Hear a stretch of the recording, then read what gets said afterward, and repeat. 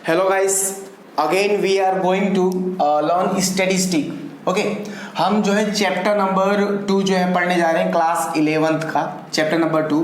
ठीक है, सूचना का प्रस्तुतिकरण। गाइस मैं आपको बता दूं, इस चैप्टर में चैप्टर नंबर 2 में 3 तरह के मतलब इसमें टॉपिक्स दिए गए हैं। एक जो है सूचना को कैसे प्रस्तुत करना है, वो 2.1 में हमने सीखा है।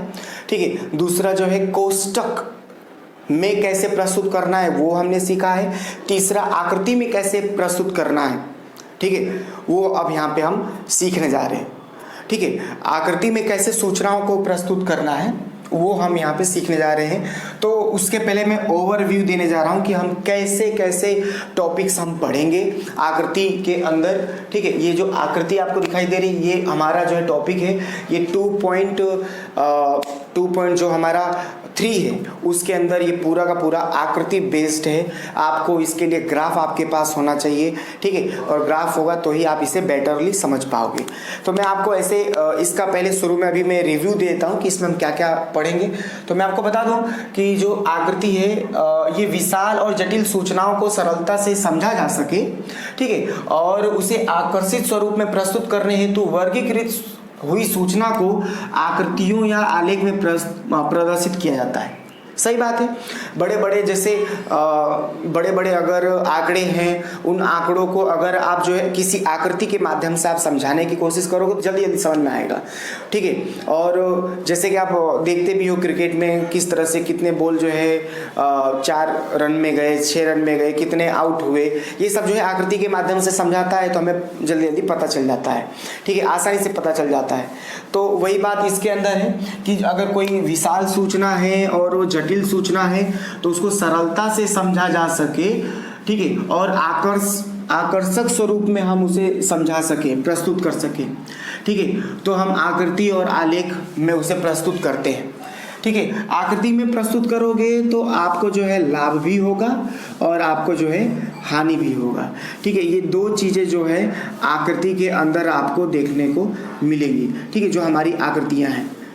तो लाभ तो ज़्यादा है, लाभ जो है ज़्यादा है, लेकिन जो हानि है वो कम है। ठीक है, हानि ज़्यादा नहीं है। ठीक है, तो लाभ में क्या होगा भाई, अगर आप किसी भी चीज़ को आकृति में प्रस्तुत करते हो तो लोग आसानी से समझ जाएंगे, अनपढ़ लोग भी आसानी से समझ जाएंगे और तुरंत ही समझा जा सकता है। ठीक है, तुलना आसानी से की जा सकती है लाभ के अंदर, आपके बुक में है, आप पढ़ सकते हो। हानि ज़्यादा नहीं है। हानि बस यही है कि अगर आप सूचना पे अगर आपने कोई भी गलती की है तो फिर जब आप आकृति किसी को दिखाओगे तो उसके गलत ही वो समझेगा। ठीक है, गलत सूचना किए हो, गलत सूचना से आपने आकृति गलत बनाई होगी तो आकृति गलत बनेगी तो सामने वाला उसका गलत इंटेंशन लेगा। तो इस तरह से मतलब क्या है कि इसके हानि बहुत कम है। अब प्रकार के बारे में बात करते हैं, कितने प्रकार के आकृति हमें इसके अंदर बनाने हैं। तो मैं बात करूं कि इसके अंदर पहले आपको एकायामी मुख्य 3 प्रकार हैं। एकायामी, ठीक है, द्विआयामी और चित्राकृति, ऐसे 3 प्रकार है। एकायामी में गाइस मैं आपको बोलूं तो स्तंभाकृति है, बहुगुणी स्तंभाकृति है, सरल विभाजित स्तंभाकृति है, प्रतिशत विभाजित स्तंभाकृति है। ठीक है, द्विआयामी में हम बात करें तो वृत्त आकृति है, वृत्तांश आकृति है, और तीसरा जो है चित्र आकृति, इसमें कुछ नहीं है। ठीक है, तो थोड़ा मैं आपको हिंट देता हूँ गाइस। जो एकायामी में है, एकायामी मतलब क्या कि आपको उसमें एक ही मतलब कुछ सूचना के बारे में बताया जाएगा और उसके बारे में ही आपको आकृति बनानी है। जैसे उसमें स्तंभाकृति के माध्यम से बना सकते हो। स्तंभाकृति का कहने का मतलब क्या है कि जो हमारा ये ऐसे बनता है। ठीक है, अब आपने अगर सीखा होगा 10वीं में तो इस तरह से हम बनाते हैं ना, ये इसे कहते हैं स्तंभाकृति। तो स्तंभाकृति आपको सीखना है।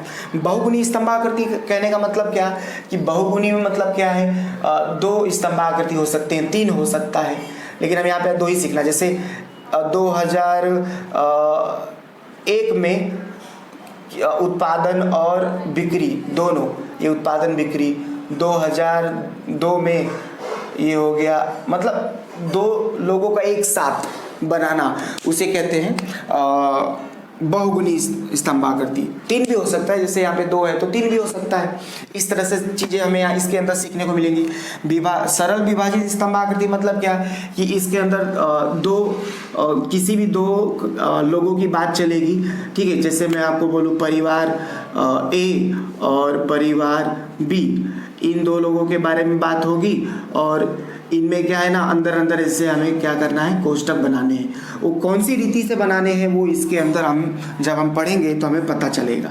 ठीक है, अब बात है प्रतिशत विभाजित स्तंभाकृति। प्रतिशत विभाजित में क्या होगा कि जो भी आंकड़े हमें दिए होंगे उन्हें हमें पहले प्रतिशत में कन्वर्ट करना होगा, और प्रतिशत में कन्वर्ट हो जाएगा उसके बाद हमें प्रतिशत लिखना है, रहेगा ऐसे ही। ठीक है, देखो ये दोनों सेम है, देखो सरल विभाजित और प्रतिशत विभाजित दोनों एक ही जैसा, लेकिन ये प्रतिशत में बस हम क्या करेंगे, आंकड़ों को प्रतिशत में बस बदल देंगे। जब आंकड़ों को प्रतिशत में बदल दोगे तो वो 100 से ऊपर जाएंगे ही नहीं, तो उसके बाद जो है इसके अंदर हमें क्या करना है और कितने कितने हैं बस हमें वो दिखाना है। तो बस इस तरह से ये दोनों लगभग सेम है, तो ज़्यादा हार्ड नहीं है एक आयामी आकृति के अंदर। द्विआयामी की बात करूँ तो द्विआयामी में दो चीज़ें हैं, वृत्त आकृति और वृत्तांश आकृति। वृत्त आकृति में क्या होगा कि आपको जैसे मान लो कि 3 लोगों की बात चल रही है, ठीक है, 3 वर्ष की बात चल रही है, तो आपको 3 वृत्त बनाने पड़ेंगे। ठीक है, और 3 वृत्त जो है त्रिज्या अलग अलग होगी। ठीक है, पहले वर्ष का अलग होगा, दूसरे वर्ष का अलग होगा, वो गणना करके निकालना पड़ेगा।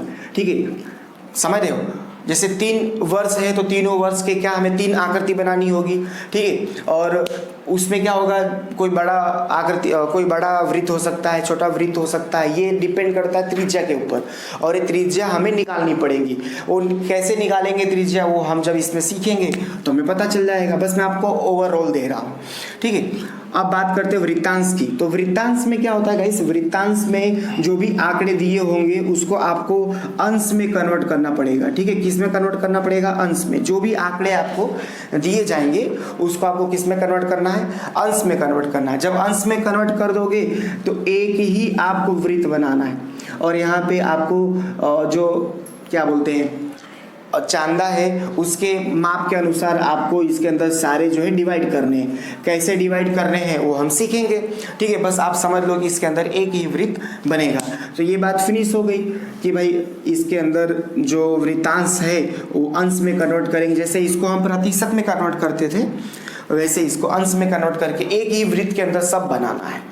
ठीक है, अब बात करते हैं चित्र आकृति की। तो गाइस चित्र आकृति की मैं आपको बात बताऊं तो जो इसमें बनेगा वो चित्र के माध्यम से बनेगा। मान लो कि अगर एप्पल आपने बोला कि आपने कहा कि जो उत्पादन है 1000, चलो 1000 उत्पादन बराबर 1 आम। ठीक है, तो जहां भी मैं 1 आम करूंगा मतलब 1000 आप मानोगे। अगर मैं 2 आम कर दिया तो आप इसे क्या मानोगे, 2000 मानोगे। 3 आम कर दिया तो आप इसे क्या मानोगे, 3000 मानोगे।